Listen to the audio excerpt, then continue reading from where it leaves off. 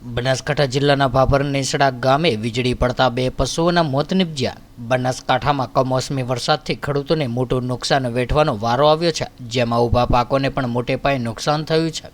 જ્યારે ભાભર નેસડા ગામના ખેડૂત પરિવારના બે પશુઓ ઉપર વીજળી પડતા ઘટના સ્થળે જ મોત નિપજ્યા હતા। ત્યારે ઠાકોર અંબારામભાઈ પોતાના ઘરની સામેના ખેતરમાં એક ઝાડ નીચે બે પશુઓ બાંધેલ હતા। તે દરમિયાન રાત્રિના 8 વાગ્યાની આસપાસ કડાકા ભડાકા સાથે વરસાદ આવતા વીજળી પડતા બંને પશુઓના મોત નિપજ્યા હતા।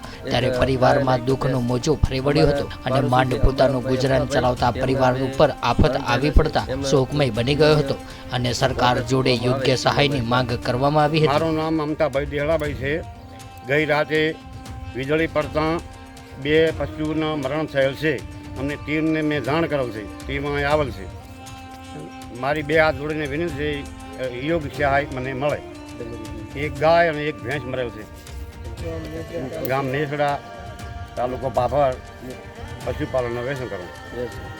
ઠાકોર જયંતિભાઈ ભૂરાભાઈ નેસડા અમારા પાડોશી એવા અંબારામભાઈ અમથાજીની ગઈ રાત્રે એમના ખેતરમાં એક ઢોર બાંધેલા હતા, ભેંસ અને ગાય, જે ગઈ રાત્રે વીજળી અને વરસાદ સાથે વીજળી પડવાથી ભેંસ અને ગાયનું મોત નીપજ્યું છે, જે અમને જીવન નિર્વાહ માટેનું હતું। અત્યારે હાવ નોંધાર થઈ ગયા છે। એમની સરકાર જોડે એટલી માગણી છે કે એમને કોઈ સહાય ચૂકવવામાં આવે।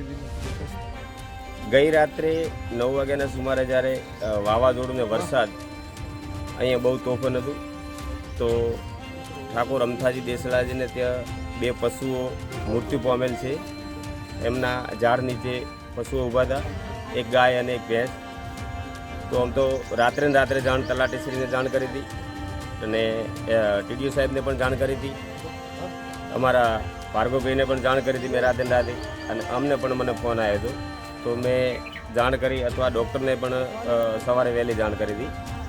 તો આપ યોગ્ય સહાય આપવા મારી એક નમ્ર વિનંતી છે કે એમના પશુ નિર્ભર ઘર, અને પશુ નિર્ભર જ્યારે મરતું હોય ત્યારે પોતાને ખૂબ દુઃખ લાગતું હોય છે, પણ હું સવારે વહેલો આવી અને અમને કીધું કે મેં ડૉક્ટરને બોલાવું અને તંત્રને જાણ કરેલી છે। તો આપ શ્રી સરકારશ્રીને મારી નમ્ર વિનંતી કે યોગ્ય સહાય આપવા વિનંતી। Subscribe now and press the bell icon. Never miss an update.